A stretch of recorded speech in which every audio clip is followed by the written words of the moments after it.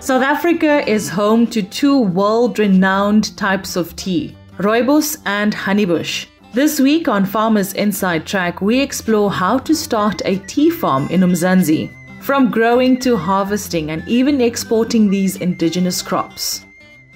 As a lifelong farmer, Johnny Pietersen from Mpumalanga believes in the efficiency of using Voermol's protein block. Dr. Francois van der Vyver, National Technical Manager at Voermol Feeds, advises farmers how to use this hassle-free option to overwinter cattle or sheep in our animal nutrition powered by Voermol Feeds segment. FarmSol's Managing Director Aron Kole advises new farmers to actively look for partners throughout the supply chain in our Farmer Development segment. Women farmers face many challenges in the agricultural sector, but those challenges are simply fuel for a passionate veggie farmer like Mandisa Bell, this week's hashtag Soil Sister, powered by Corteva Agriscience and Food for Mzansi. The Jobs Fund boss, Najwa Ali Idris, believes women are catalysts of positive change in society. They are a force for social stability and inclusive development. She joins us this week to unpack this. On top of our reading list this week is Lift As You Rise, speeches and thoughts on leadership by South African businessman Bonang Mohale.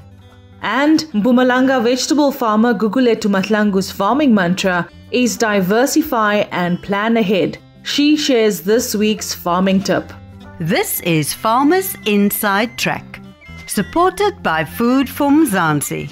Inspiration for your business and life. From South Africa's farmers and agripreneurs. Hey, I'm Mzansi and welcome to episode 87 of Food for Mzansi's podcast called Farmers Inside Track. I'm your host, Dawn Numdu, the editor for audience and engagement at Food for Mzansi. And we're switching things up a bit this week. Joining me is journalist Sinesi Potom. Thanks, Dawn. It is great to join you, and I'm super stoked about the exciting chicken farming opportunity for two future female producers. Be sure to check out all the details on Food for Mzansi. Okay, let's kick off this exciting episode with that promised talk about tea farming. Journalist Nicole Ludolf chats to Werner Dirks, a rooibos farmer in Piketberg in the Western Cape. Thank you so much, Dawn. Werner, do you mind telling us a bit about yourself, please, and how you got into farming? Hi, I'm Werner Dirks. I'm farming in the Piketberg area. At the beginning of the Sandveld, the end of the Swartland. Our farm mostly sandy soil with a bit of clay. I'm farming with rooibos tea in this area because of the scent. I started in 2018 with the rooibos tea. We purchased this farm in 2012-13. I had those challenges on the farm with the sandy soil, and I was trying to get something who is really profitable per hectare to farm with in this area because the grains was not doing good at that stage because of the droughts. So I started with the rooibos tea then, and the plants was growing really nice in 2018. 2019 I did plant another bit of rooibos tea. So at this stage I farm with 130 hectares of rooibos. For this season 2021 I'm gonna plant another 40 hectares of rooibos.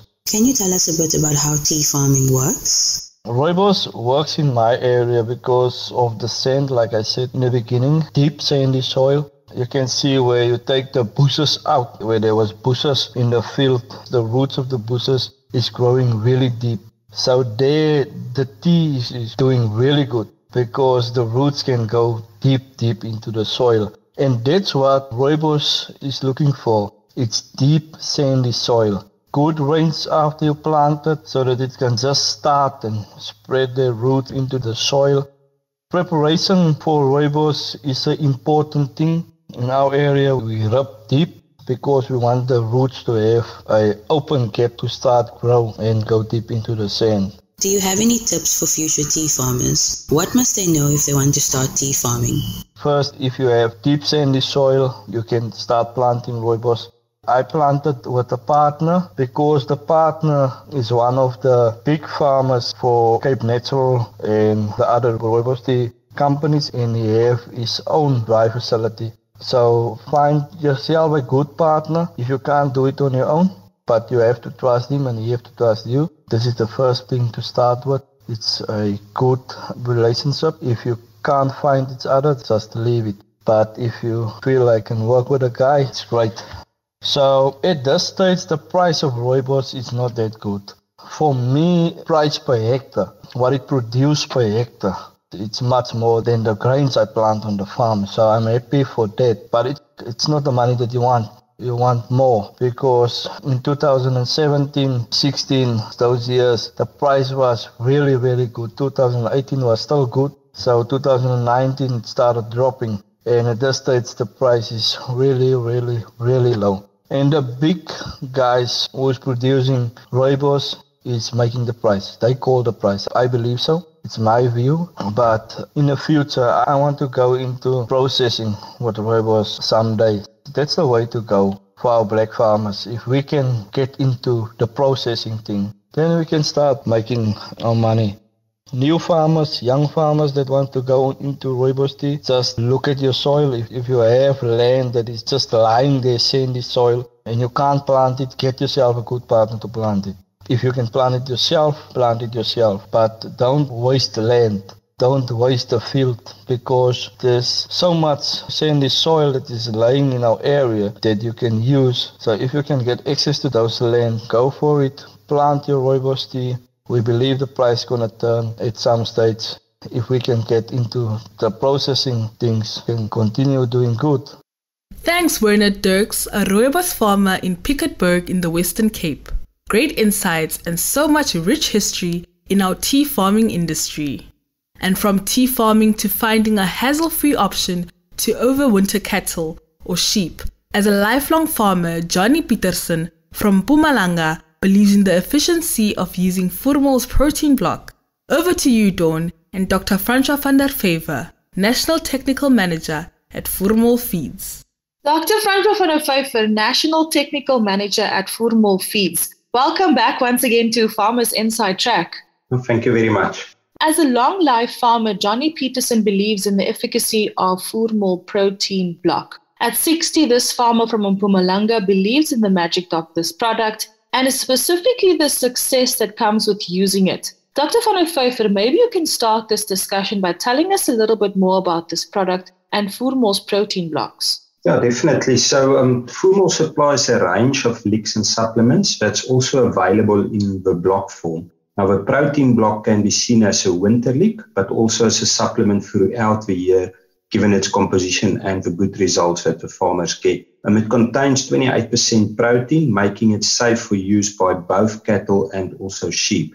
And over the years, the formula has been fine-tuned and it supplies all nutrients, not only protein, in a balanced manner to support the production of ruminants on nutrient-poor natural grazing or even on poor quality hay and other roughage sources. Now, why is the use of blocks so popular among farmers? I mentioned now or earlier, blocks is an alternative way to supplement specific nutrients to specific animals or during different seasons of the year. And the core of a block is a molasses-based product, which stimulates intake due to its palatability, and it's very easy to use with minimal wastage on the farm. There's also no need for using feeding troughs, and the blocks can easily be moved where they are needed on the farm. So Voermol protein block is one type in a range of 6 different blocks that's available. The range was developed to fit in with a Voermol 3-phase supplementation program. And this starts with a phosphate block on the green veld, followed by the protein block, like Mr. Pietersen does on the dry nutrient-poor veld. And then finally, it's followed by the energy block during late pregnancy or early lactation as a production supplement. And then the range also includes blocks designed specifically for cattle, namely the Rumewite cattle block, or specifically designed for sheep, and that's a well-known flagship Voermol Maxi block, or even for game by names of a Voermol game block. Francois, can you share with us why protein blocks works wonders on nutrient-poor natural velds or even dry pastures like you just mentioned? Yes, protein block was developed with the same scientific approach as any other winter lick. So we need to remember that the limiting nutrient in winter grazing in the summer rainfall areas is actually nitrogen. And nitrogen is the building block of protein. So by supplementing nitrogen, we are actually supporting the microbial growth in the rumen of a cow and thereby creating an environment in which this poorly digestible grass is made more digestible. And to put it in a very simple term, the bugs in the large stomach of a cow or the sheep is responsible for breaking down the stuff, almost wood-like grass, and that's why we supplement their nutrient deficiency or their nitrogen deficiency. So these microorganisms have the ability to extract the energy or the carbohydrates from the grass to utilize it in their own growth and development. And then it's these very same microorganisms that then become the source of protein to the host animal once they reach the true stomach, and then they are digested as any other protein would have been digested. So the Voermol protein block, as I mentioned earlier, is balanced for all nutrients. And in addition to protein, also supplements minerals, trace minerals, as well as vitamin A, which we know is deficient on dry veld, yet it's very important for reproduction and the health of the animal. Now, when a farmer opts to use blocks as a supplement, are there any risks associated with the use of the blocks? No, not really. Actually, the blocks per se is very safe to use. And I'd say it's even safer than a typical meal type lick due to the really good control of the intake of the blocks. And the farmer, however, has to follow the same principles as for any other feed or supplement when it comes to the adaptation of the animals. For instance, with protein block, and because it contains a lot of urea, the farmer must adapt the animal to the product. And the easiest way is to make sure that the animals do not have a salt hunger once they are moved over from or over onto the protein block. So in practical terms, if a farmer were feeding, for instance, phosphate block before the protein block, the animals would already have been used to the block.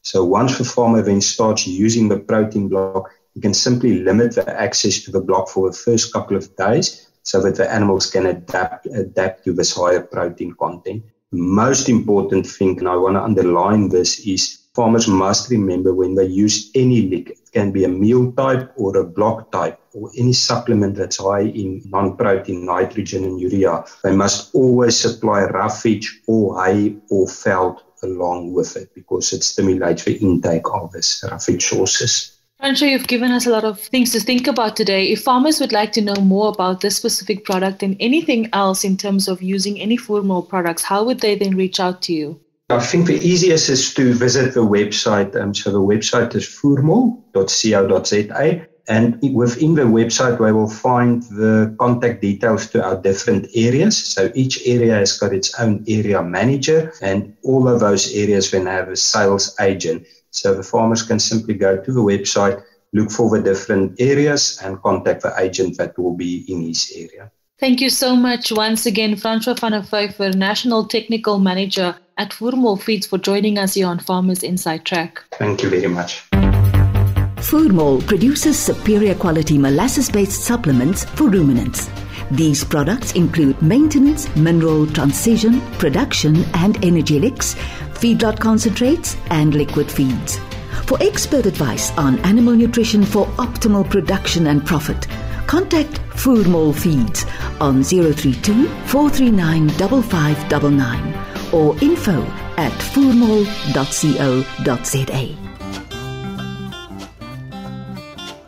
Thanks once again, Dr. Francois van der Vyver, National Technical Manager at Voermol Feeds. We now change gears to farmer development. FarmSol Managing Director Aron Kole advises new farmers to actively look for partners throughout the supply chain. Now, today we're talking about food security and it being a collective responsibility. You also believe that food security and alleviating poverty is a collective responsibility. How do we change our thinking about this? Dawn, today we are battling with COVID-19, and you'd agree with me perhaps that this disease will surely not infect all of us, but will affect us all. Surely it will affect us all. It might not infect us all, but it will affect us all. It is the same with poverty. If you don't deal with poverty as a collective, everyone, the haves and the have-nots, the private sector and the public sector, those that are living in rural areas and those that are living in urban areas, including future generations to come, will be affected negatively if poverty is not alleviated and dealt with today. So for me, I think to tackle these challenges as a collective, I think firstly we need to forge partnerships and collaborations between all sectors of government and business. We need to break down barriers that impede on entrepreneurship development. We need to create more entrepreneurs so that we create more new jobs and promote self-reliance than dependency. We need to invest in educating and empowering our youth and women in particular, so that they too can participate and contribute positively into the economy. I think if we can be able to change our mindset and as a collective drive this behavior, absolutely, we could actually make a mark in terms of alleviating poverty.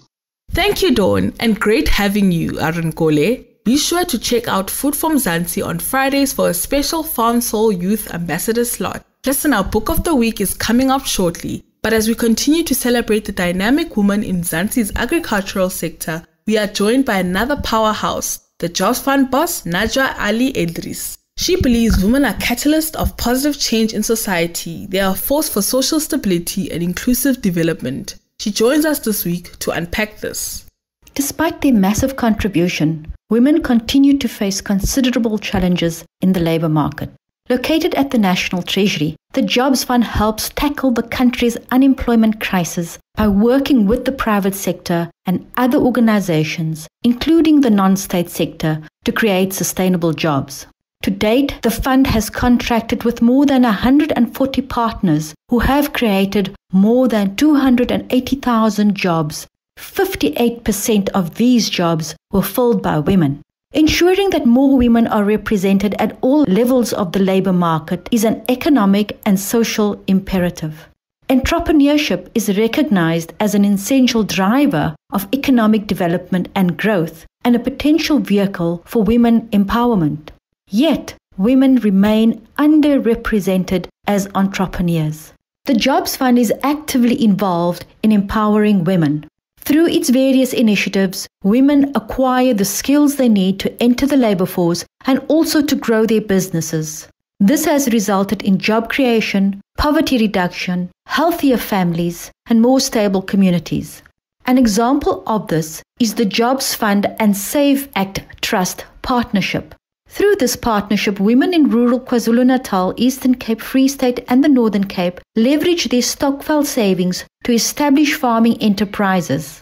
A digital ecosystem assisting 10,000 stokvel members in managing, monitoring and effectively deploying their savings is being developed, and 200 participants will be chosen to become part of the contract grower program, supported by signed third-party contracts to farm and sell their produce.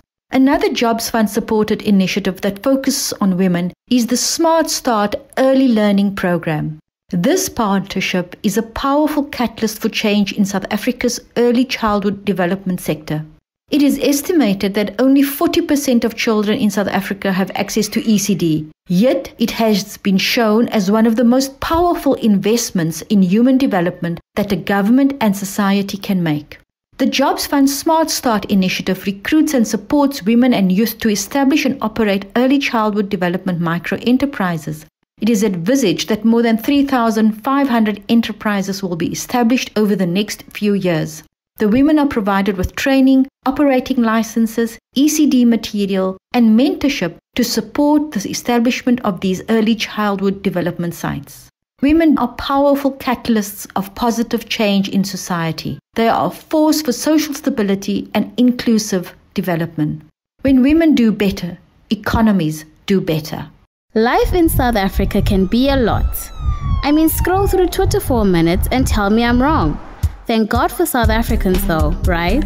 We're inspiring, and even on the bad days, we fight back with a smile. That's why I love Food for Mzansi so much. They're not ashamed to celebrate the ordinary unsung heroes who work every day to put food on our nation's tables. Go to foodformzansi.co.za and never miss an inspiring story.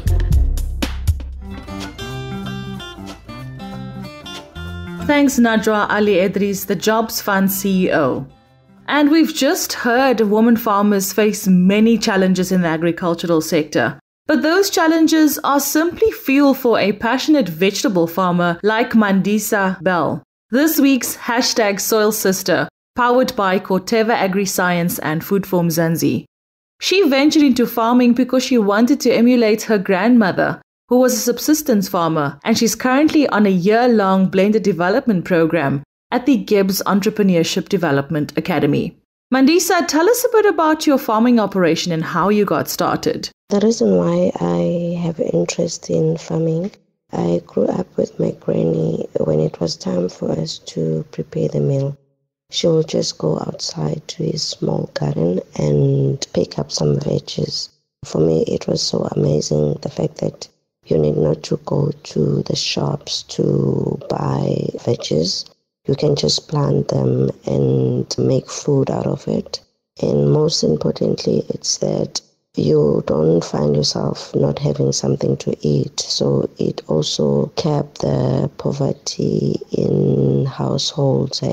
Back in the days, it was quite nice because people would share whatever they were planting, and that will bring more ubuntu amongst the community.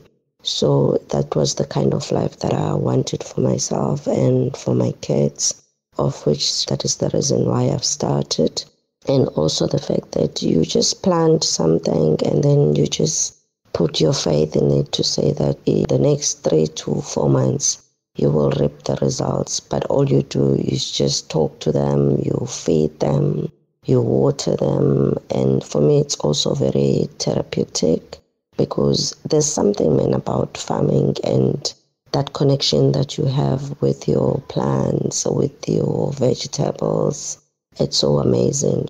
Maybe someone wouldn't understand, but someone who does farming will know exactly what I'm talking about. Yeah. And what do you love most about farming?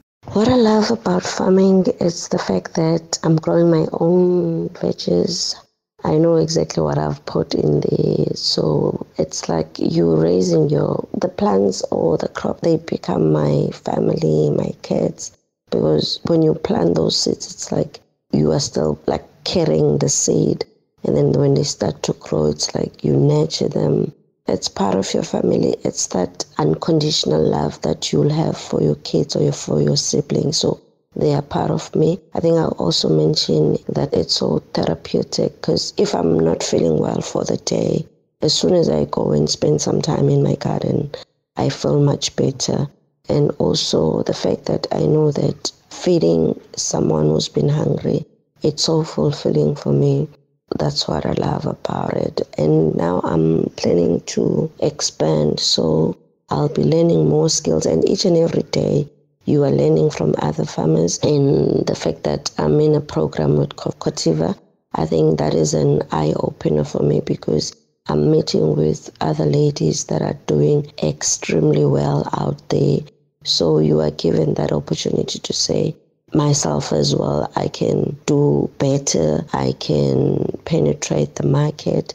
There is a possibility that one can grow in this venture, but one needs to be passionate about what she is doing. I also want to extend this skill or instill it to my kids. My daughter has started as well, so we've got this teamwork with her to say we're working together. We spend more time. We talk about plants. We talk about crops. We spend more time as a family in the garden to water them. So I love that. I love it so much. Yeah, it's so fulfilling. It gives me a purpose in life. When I wake up in the morning, every day I'm getting a tomato. It's so heartwarming. Yeah, I love it. And then do you have any advice to other women who's just starting out in the agricultural industry? The tips that I want to share with other women that want to go to farming, it's that it's not easy. It needs time. It teaches you to be patient. It needs discipline. But if it's your passion, it's something that one can do. Nothing can stop you from that. Yeah, there are a lot of challenges that we are faced with because farming it's mainly dominated by males. they will always look down on you as a woman to say, you can't do A, B, C, and D. But then with the number of women that are in that space, it shows that us as women as well, we can penetrate in that market and we can do better. So it's about trusting yourself and knowing what you want and having this vision of wanting to grow and feed the nation. For me, it doesn't stop me. Whatever challenges that I'm faced with, it always gives me that drive to push and do more. So I would say just give it your try. Yes, it's not easy. Thank you, Mandisa Bell, and be sure to also read her inspirational article on Food for Mzansi's website. We are drawing closer to the end of another great episode, but first, our book of the week, our farmers selected, is Lift As You Rise, Speeches and Thoughts on Leadership by Bonang Mohale. You know, nature is a wonderful metaphor for business. So this title, Lift As You Rise, it's an African adage that simply says one does not have to wait until you are called the MD, chairman, or the CEO, but with every step or two that you take in the corporate ladder of success, extend a hand and lift another human being. It also comes from the notion that there is nothing much more powerful for the heart as an exercise than extending a hand down and lifting another human being as you rise. So it says, if you are an individual, do your bit. If you are the 1970s teachers during the mass exodus in protest against Bantu education, do care about the education of an African child. That's why they coined the phrase, each one, teach one. If you're a government, it says, the best amongst us must lead with a heart of a servant, because servant leadership is not a leader with many servants. If you're a business, it says it is your job to make sure that you are not only concerned with the whims of the shareholders, but a broader stakeholder community, that business cannot continue to be an island of prosperity in a sea of poverty, because we need to continue to do well by doing good, that it is manifestly in our interest for us to look after all our stakeholders, the society where we are situated, the community that is surrounding us, but also to ensure that the people that work for us feel needed and wanted, that they are free to speak their mind. Lastly, I think that's why nature never does anything for itself. Everything that nature does, it does for others. Hence, rivers don't drink their own water, trees don't eat their own fruit, and the sun does not shine because itself needs the vitamin D nor the light. And flowers don't give us this wonderful fragrance, especially of roses, because they themselves want to smell like Fontainebleau. They do it for others because they almost think it's their moral duty. That's their reason for existence. And I think if we took on that department, that approach, I think the world would be a better place, Anastasia. So first of all, feedback is a gift. So I started with the people that I was mentoring, some of the people that I work with as colleagues, some of the people that I've been looking up to, and I said, look, you know me at a personal level. This is a book about leadership. It is comprised of the speeches that I've made. Agriculture is not just about farming. It's about caring, and that's an ideal worth preserving. It's yummy, it's good for you, and the whole family loves it. It's grain-filled chickens, proudly South African and mouth-wateringly delicious. Discover a world of tasty goodness and visit Grain-Filled Chickens.co.za or like our Facebook page for more.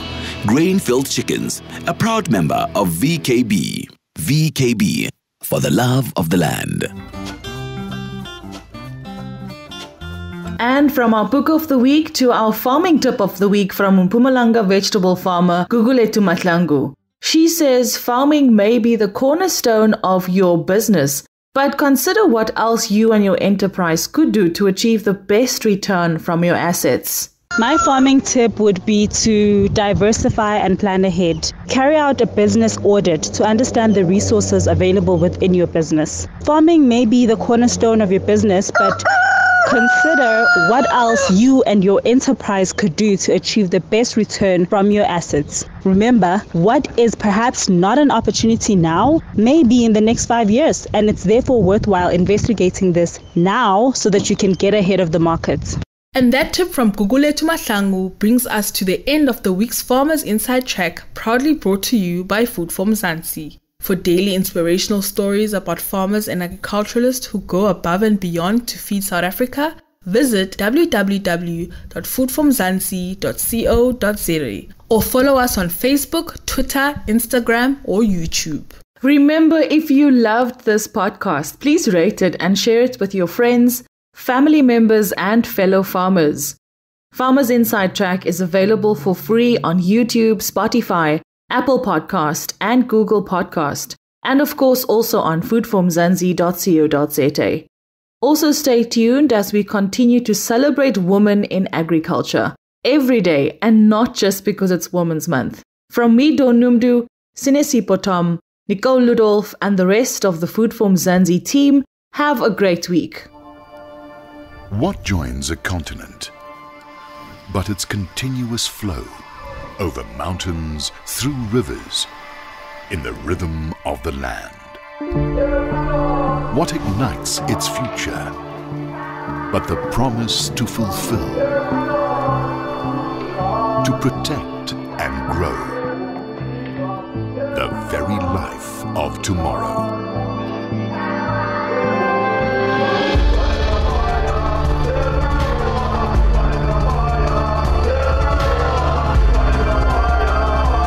This is why we do what we do under the African blue. Corteva. Keep growing. You've been listening to the Farmers Inside Track podcast, supported by Food for Mzansi. For more information, find us on www.farmersinsidetrack.co.za.